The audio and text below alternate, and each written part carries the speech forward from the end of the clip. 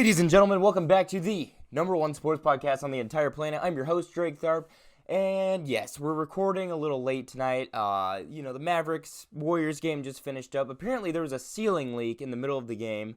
I planned on making this around 10 p.m. It's around 11 p.m., so we're getting a little tired here, but I just have some thoughts I'd like to say. So last week, I had predicted a Mavs in 7 series. Advance a week later, Warriors up 3-1. Mavericks took a game. They apparently had a resurgence in Game 4, not choking another damn lead. Here's what I could see happen. Okay, listen. Call me crazy. Call me insane. Call me whatever you want. I don't care. Mavs are down 3-1. We've seen Warriors down or up 3-1 before. Mavericks are up 80% of the game. Maybe possibly even 90. Mavericks are up 15 points, 20 points, middle of the game, halftime around into the third quarter. That's when they start to downfall. We see it. I see a team that is way more orchestrated, way better defensively, the better X factor in Luka Doncic, and I'm seeing, just luck of the draw when it comes to these comebacks, okay? Mavericks are beating and destroying the Warriors 80% of the time, okay? Warriors are averaging 30 points per game in the fourth quarter during the playoffs. That is the X factor. Also, Stephen Curry and Jordan Poole are playing out of their minds. Klay Thompson isn't even in discussion for being a factor in this game. Star power is killing the Mavericks right now, okay? Stephen Curry doing it all, luck of the draw, live by the 3, die by the 3. And could we possibly see a die by the 3, 3-0 bounce back, from the Mavericks? I think it's very possible. I'm getting an eerie feeling about this series. Maybe the first 3-0 blown lead ever in the playoffs. I stand by my statement. Mavericks in 7 still. They're up. They are destroying the Warriors fundamentally every way which possible, game plan wise. And then just in the last 5 minutes, they get 5 straight threes. Mavericks miss 5 straight threes. It's ridiculous. And, it's the star power that's killing them. Stephen Curry, Klay Thompson, Jordan Poole, guys deep bench. Jonathan Kuminga just had an insane game tonight. Guys like that. Kevon Looney the other night was going off, looking like Shaq. The fourth quarter stats for the Warriors are the only reason they're in this series. And I could see a resurgence from the Mavericks here upcoming, just like what happened with the Suns. In elimination games, the Mavericks look poised and focused. That's how they look tonight. Luka Doncic was insane as usual. Dorian Finney-Smith, an undrafted free agent, is looking like a star. Reggie Bullock was hitting numerous threes. Maxi Kleber, you heard of him? Well, he's a Mavs big who decided to hit 3 threes tonight, and that's big points. So I could honestly, don't call it crazy. When this happens, you're going to come back. Drake, you're a genius. And I see resurgence here. I see, nothing to lose attitude from the Mavericks when they're facing elimination games. The Warriors, it's going to catch up to them, losing 80% of the time and getting a luck of the draw, 5 3-point ball spree in a span of 3 minutes. It's going to haunt them. You live by the 3, die by the 3. That's how they lost to the Raptors in the finals 3 years ago. That's why they didn't make the playoffs, 2 years ago. It's going to catch up to them. It really is. The last 2 years they haven't made the playoffs because, Stephen Curry and Draymond Green wasn't enough. I've been saying this for a long time. Steph is not a good star on his own. Okay, Luka Doncic is that guy. He's the most important X factor on the court. We've seen Steph and Draymond. We've seen it ran through 2 years, missed the playoffs both times. Okay, we're going to see a resurgence here from the Mavericks. They're going to win Game 5. They're going to win Game 6. And when Game 7 comes around, don't come back to this video, okay?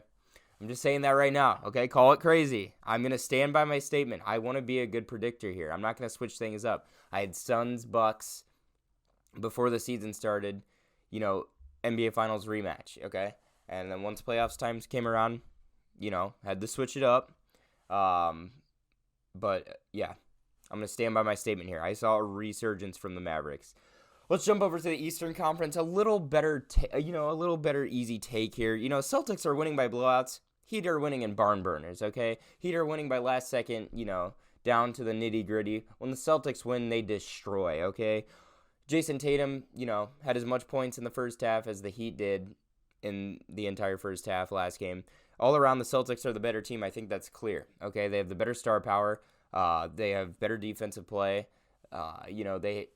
Jimmy Butler's the best player on the Heat, and then jumps down to Bam Adebayo. I see 3 players on the Celtics better than Bam Adebayo, who I'd rather have in the playoffs right now. Bam is the X factor for the Heat, though. Okay, 31-10, they're winning that game. Forcing the Celtics to shoot outside when Bam's, playing well defensively. Yeah, the All-NBA teams came out. All-NBA defensive team. Bam Adebayo is one of them. I believe he's on the second All-NBA second defensive team. So, yes, he's an X factor down below. Celtics aren't the best shooting team, but everyone's talking about how Jason Tatum only dropped 10 points in Game 3, while Jaylen Brown dropped a quiet 40 points. I don't see anybody talking about Jaylen Brown dropping 40 points. Okay, Jaylen Brown is a superstar. Let's not get that twisted. Celtics have maybe 2 to 3 players who can drop 40 points. He only have one, and it's Jimmy Butler. Okay, Jimmy Butler's a dog. We love Jimmy Butler. The Heat are, it's a dogfight out there. The Heat are tough, gritty, just like the Celtics, but the Celtics have a lot more talent. Okay, the series is over in 2 games. So I'm going to stick by my prediction that I said last week. Celtics in 6. The blowouts, they speak volume. Okay, these little Heat barn burners, I see them as luck. Except Game 1 when Jimmy Butler went completely nuts. Okay, that's just the superstar in him. That's the winner in him. Jimmy Butler's a winner. And, they don't have another option, though, besides Bam, who is very inconsistent. Dropped 9 points Game 2, 31 points Game 3, and then, 6 points the next game. Okay, I don't have the stats pulled up, but that's pretty much what it's been like. Okay, so, it's going to be... I'm more sure on the Celtics prediction than I am with the Mavericks. But, man... When I'm getting a very eerie feeling about this Mavericks series. I'm seeing a shift in momentum. If you saw the end of the game, Luka Doncic and Klay Thompson were, chopping it up, and they, Klay Thompson looked pissed. I know Klay's a slick talker on the court. Luka Doncic don't play no games. I'm getting an eerie feeling, okay? An eerie feeling. It's going to come back. We're going to see next week, okay? But Eastern Conference, a lot easier prediction. Celtics in 2. It's tied 2-2 right now. I see the Celtics, the Heat might put up a little fight, but the Celtics are going to take this series, okay? So, Celtic fans, be happy with your NBA Finals. They'll be in the NBA Finals. Prediction, I don't know yet. So, we'll see how my predictions do. Let's jump over to college football. There was a debacle of sorts between Jimbo Fisher and Nick Saban. If you don't know, Jimbo Fisher was actually a former assistant to Nick Saban, and Jimbo Fisher is Nick Saban's kryptonite, okay? The only regular season loss last year that Alabama took was Texas A&M. So, Jimbo Fisher, he's not going to be, a special place in Nick Saban's heart, okay? Nick Saban's obviously not going to be too enthralled by Jimbo Fisher, over anything, over recruiting, over a football game, over, their past together. Nick Saban, I feel like, this could be, a blast from the past for him. Nick Saban is reminded of himself by Jimbo, getting all these, rebuilding an organization, getting all these recruits, being smart, playing the system, and taking heads off the top-notch college football programs, which Jimbo Fisher did last year. They didn't do anything crazy bowl game-wise, but they're rebuilding of sorts, and Jimbo Fisher is that guy. If anyone is going, here was the direct comment from Nick Saban. I might butcher this, but he basically said Jimbo Fisher buys his players. Okay, and if anybody is going to benefit off this new NIL deals, Nick Saban is the heart of it, okay? Bryce Young reportedly made 6 to 7 figs last year. I think it was around $5 million in endorsement deals through Alabama. So if anybody's going to talk about these NIL deals and, who's the heart of it, it's Nick frickin' Saban, okay? Alabama is the New York Yankees of college football. It's a blind person could tell you this.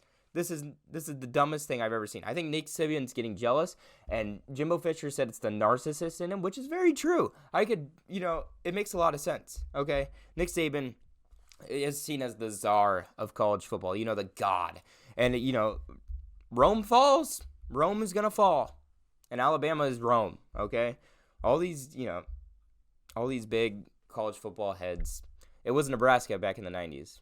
I'm from Nebraska, so it's very we know how the shift turns. Clemson wasn't an elite football program before. Now they are. Tides change. And Nick Saban, It's going to change eventually. And Jimbo Fisher is that guy to overtake, Saban as the czar of football. And I think Saban's honestly scared of him. And, the Texas A&M win is just a future foreshadowing from last year's game, a future foreshadowing of what's going to happen in the future. Nick Saban, tides turn in college football. It may not seem like it. It may seem like Alabama's going to be, up there forever, but tides will change. It always happens. If you look over the last 30 years, there's always been a new top head of college football over a 5-year span. So I really think Nick Saban is jealous, and sees, is scared of Jimbo Fisher. There was really no necessity for the comment he made in the slightest, because he's the greatest college football head coach of all time. Okay. And Jimbo is a young, coaching speaking, he's a young guy and rebuilding his squad essentially. And, it's the dumbest thing ever. If you're going to say, they're buying their players when you're, as the face of NIL deals, when your quarterback's making 7 figs. It makes no sense. Makes zero sense at all. I don't understand it. I don't understand Nick Saban. I'm not a fan of the guy personally, and Jimbo's his kryptonite, and he doesn't like it. He's stubborn, okay, in a sense. That's about it. I'm done talking about Nick Saban. I really don't like the guy at all. I think he's a pisshead, and I just personally don't like him. Yes, yeah. When I blow up eventually, and I'm on Fox Sports, and they're gonna pull this clip back and have me in the same room as him, it's not gonna be fun. Okay, let's jump. Okay, so here we go. New segment on the show. I have been gathering data, stats, and opinions on the sport of baseball. I've never talked about MLB or college baseball or any of the sorts on this channel, but here we go. I'm going to try my first segment here. MLB. Josh Donaldson, third baseman for the Yankees, suspended 1 game after calling Tim Anderson, White Sox, rising star, Jackie Robinson. He called him Jackie Robinson, and, it's basically been a he said situation, okay? The only reason Donaldson is suspended is there was an admission of a quote, okay? If Tim Anderson had admitted, yeah, we joked about being called me calling myself Jackie Robinson back in the day, yeah, it's fine, but I didn't like it here.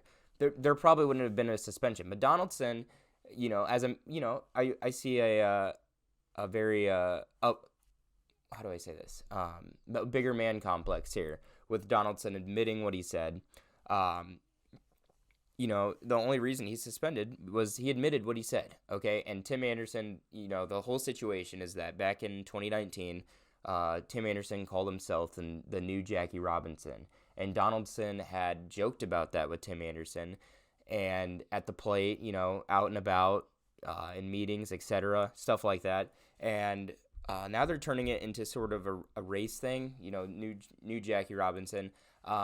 The narrative here, I'm not saying it's not it could definitely be along the lines of something more obscene than what we're meant out to believe. It could also not be a funny joke, but let's look at it from an unbiased perspective. The narrative around Josh Donaldson is he's an angry hothead. He's been an angry hothead his whole career. He's the angriest player in baseball. He literally smacks himself with a bat in the dugout before he hits, okay? And he's always been very loud on interviews, very just a chaos causer per se. Tim Anderson has rising star power. Okay, he's gonna have that star power where he hasn't done anything wrong yet. And it happens anytime in sports. You'll see NBA, NFL. If you have the star power, you're going to get a lot of things going your way. And Tim Anderson, new rising star in the White Sox organization, he's going to have that star power. And with the narrative surrounding Josh Donaldson, of course he's going to get suspended. And when you bring a sensitive topic like a race into it, of course it's going to happen, okay?